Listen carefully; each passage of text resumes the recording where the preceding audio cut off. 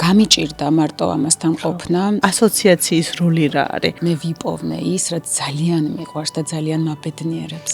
ანუკა, შენ გინდა მითხრა, შენ ხარ ფსიქოთერაპევტი და ყავს ფსიქოთერაპევტი? მამის გაშვება საკმაოდ რთული აღმოჩნდა. როგორია ცუდად ყოფნა?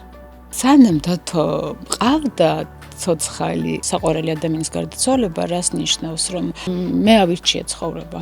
გაჩერებით ვსწავლობთ გამკლავებას და ფსიქიკა ადაპტირდება. შემიძლია, საჭიროა, მაგრამ მინდა ჩემი ძმა, იმიტომ რომ ჩემზე 8 წლით დიდია შესაბამისად ისიც ყოველთვის მთელი ცხოვრება ჩემზე ზრუნავდა ბავშვობიდან დღემდე ესე გრძელდება.